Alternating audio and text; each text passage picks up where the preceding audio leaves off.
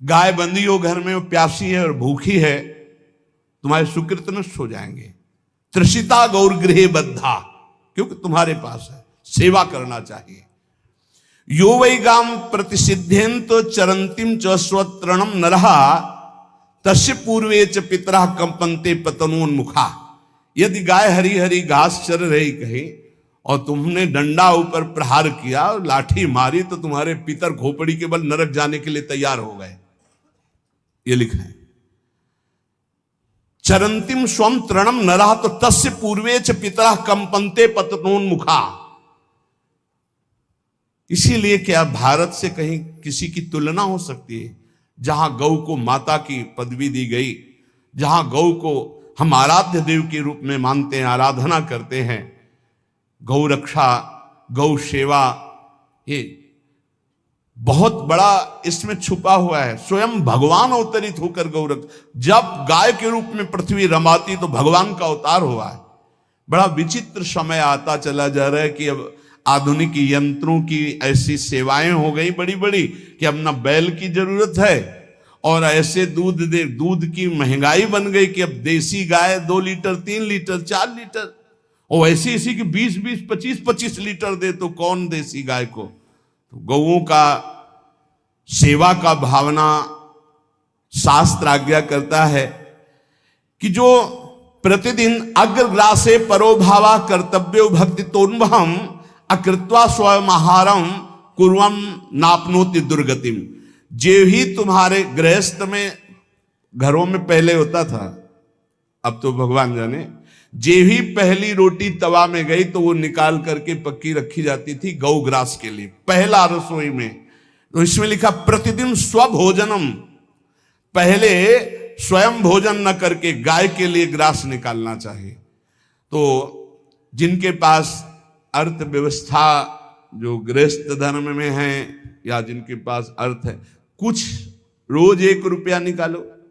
हम कह रहे रोज निकालो तो महीने में 30 रुपया होते, 30 रुपया में एक गाय को हरी घास तो एक टाइम पवा ही सकते हो ना, बहुत नहीं है तो 1-1 रुपया निकाल के अगर एक गाय को चारा दोगे तो एक बार का भोजन तो हो ही सकता है। 30 रुपया में हरी घास जाकर के उसके एक बार तो पवा दोगे ना।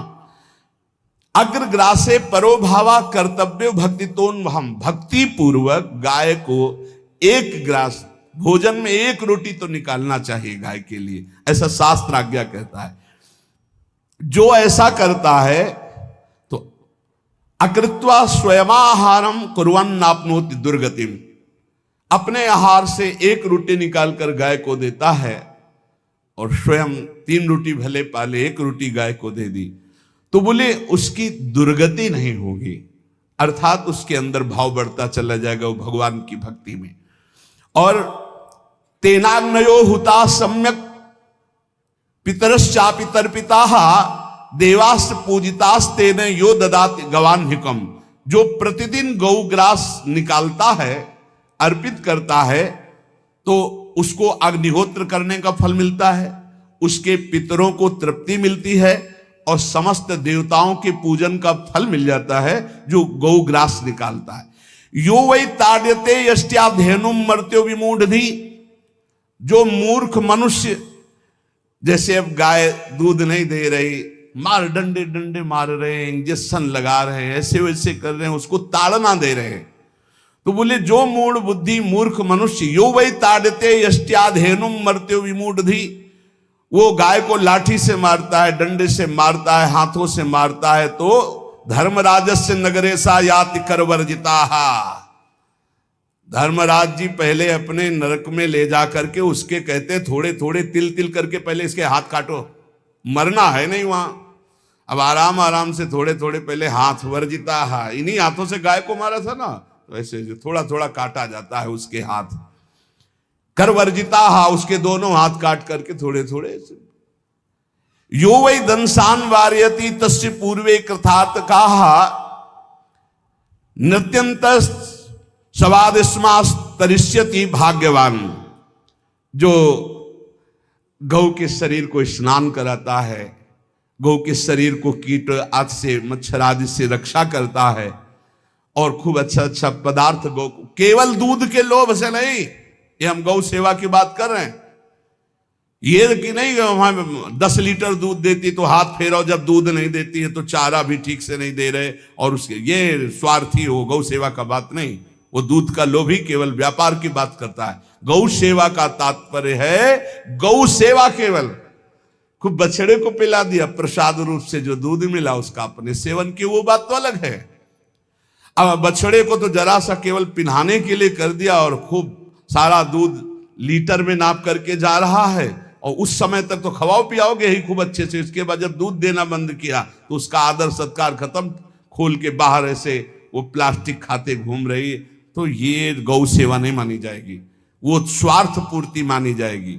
जो सदैव गौ सेवा करता है, उसके डांस मच्छर हटाता है, स्नान कराता है, पीठ में हाथ फेरता है, उसके पूर्वज जो पितर होते हैं वो नाच पड़ते हैं, उनका मंगल होना शुरू हो जाता है कि हमारे वंश में गौ सेवक पैदा हुआ, बड़ा भाग्यवान है और वो गौ के द्वारा हमें तार देगा, ऐसा भाव। गौ सेवा हमारे सनातन धर्म में बहुत बड़ा स्थान गौ सेवा का है। पर एक बात ध्यान रखें, इन सब सेवा का फल है भगवान के चिंतन में निरंतर वृत्ति डूब जाए। हमारी एक एक वृत्ति, एक एक क्षण भगवान के चिंतन में डूब जाए। अगर नहीं तो हम आपको उत्तर दे रहे हैं। कल प्रश्न हुआ था कि क्या गौ सेवा के बिना मुक्ति मिल सकती है?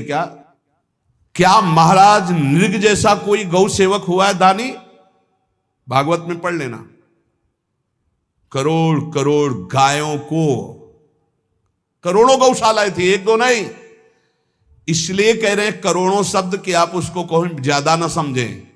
पृथ्वी के कोई भूमि के कण गिन सकता है, बारिश की बूंदे गिन सकता है, लेकिन महाराज नृग की गौएं जितनी दान की गई वो गिनी नहीं जा सकती थी, ऐसा वर्णन आता है। अरबों अर्बुद गौओं की सब स्वर्ण से अभिषिक्त करके ब्राह्मणों को दान करना। इतने बड़े गौ सेवक, इतने बड़े दान करने वाले, एक चूक हो गई, ना दान लेने वाले तपस्वी ब्राह्मण की गाय किसी अन्य ब्राह्मण को दान कर दी, और वो ब्राह्मण ने जब गाय देखी बोली मेरी गाय चुरा ली। बोले महाराज नृग ने दी। महाराज नृग से कहा मेरी गाय है, तो उनका गौशाला में आ गई होगी, आपको 10,000 गौवें देते हैं, आप अपनी गाय। बोले मैं प्रतिग्रह नहीं लेता। जिसने दान लिया था उसने कहा गाय यही लेके जाऊंगा, तो उनका आप गाय छोड़ दीजिए, आपको 10,000 गाय देते। बोले नहीं लूंगा। बस अनजाने के अपराध ने गिरगिट बना दिया था, कुएं का गिरगिट। पर भगवान बड़े कृपालु हैं, गौ सेवक थे, इसलिए गोविंद द्वारिकाधीश जी ने उनका उद्धार किया। सब साधन का फल है अच्युत भावना से युक्त होकर, भगवत भावना से युक्त होकर निरंतर भजन करते हुए सेवा परायण रहो, चराचर जगत की सेवा परायण रहो।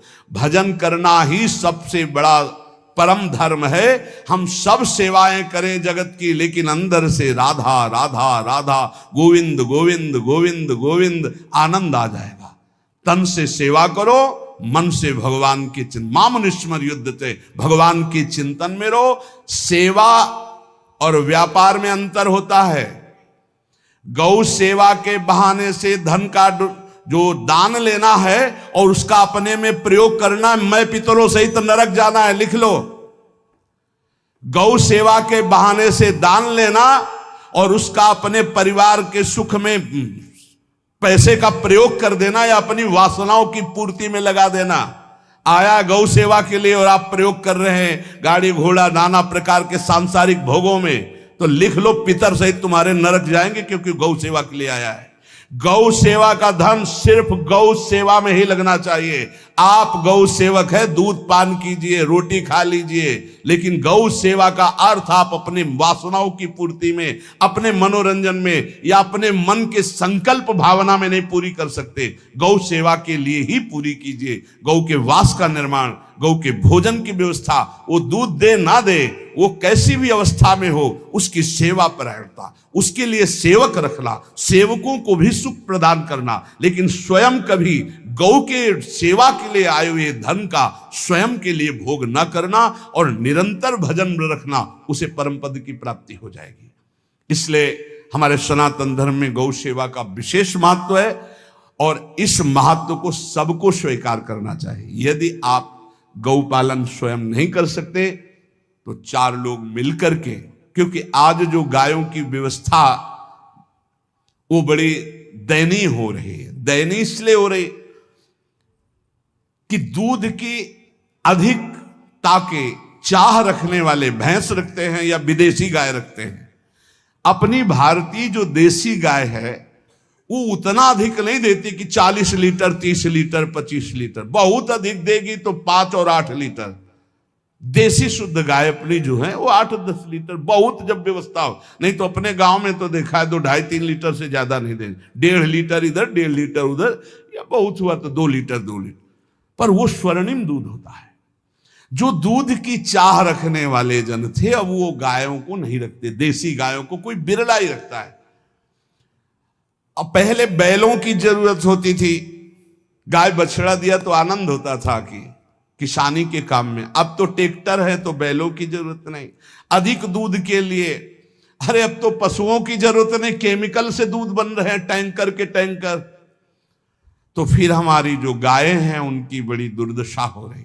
तो हमें चाहिए कि जो गृहस्थ जन हैं, धनी मानी जन हैं, या जिनके पास शरीर व्यवस्था, बौद्धिक स्तर, सेवा परायण, अर्थव्यवस्था, वो थोड़ा 4 गाय की व्यवस्था करके उनकी सेवा करें, क्योंकि हमारे सनातन धर्म का स्वरूप है जहां मां पदवी दी गई है गांव को, गौ माता कहा गया है। गौ में समस्त देवता विराजमान है। गौ का बहुत बड़ा महत्व वर्णन किया गया धर्म शास्त्रों में।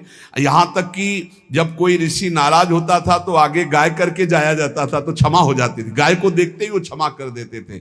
बहुत महिमा वर्णन की गई है गौ की। इसलिए जिसको भी अगर नहीं अर्थव्यवस्था है तो एक रोटी तो निकाल सकते हो ना। तुम्हारी रसोई में रोटी बने तो पहली रोटी निकाल लो, और आसपास जहां गाय बंधी हो तो उसको दे आओ जाकर, तो कम से कम धर्म का पालन हो जाएगा, गौ सेवा बन जाएगी। तो गौ सेवा, चराचर जगत की सेवा, भगवत सेवा, सबका फल है। फिर प्रारंभ में आ जाइए स्मृति। योगी हो तो चित्त की वृत्ति का निरोध करके परमात्माकार, ज्ञानी है तो चित्त वृत्ति का लय करके स्वरूप स्थित, भक्त है तो एक एक वृत्ति सावई मनः कृष्ण पदार विंदयो। भगवान के चरण में, भगवान के नाम में, भगवान के रूप में, भगवान की लीलाओं में स्मृति अगर नहीं तो सब साधन अधूरा, और स्मृति तो हर साधन पूरा। इसलिए एक बार कमर कस लो, चाहे जगत की सेवा करो, चाहे जिस कार्य में लगे हो, तुम्हारी स्मृति प्रभु में लगी हो। स्मृति के बिना हम जीवन का कोई महत्व नहीं समझते। स्मृति विहीन जीवन सब व्यर्थ। इसीलिए उन परमहंसों के चरणों में स्वयं भगवान चरण रज लेने के लिए पीछे डोलते हैं, जो निरपेक्षम मुनिम शांतम निर्वैरम समदर्शनम अनुब्रजाम्यहम नित्यम पुयत्यंगुरेण भी। ना कोई प्रतिज्ञा, ना कोई चाह, ना कोई इच्छा, निरंतर भगवदाकार वृत्ति, निरपेक्षम, मननशील, द्वंद्व विमुक्ता, जो शांत हैं, जो किसी से वैर नहीं रखते, भगवदाकार वृत्ति, उसी मार्ग के आप पथिक हैं।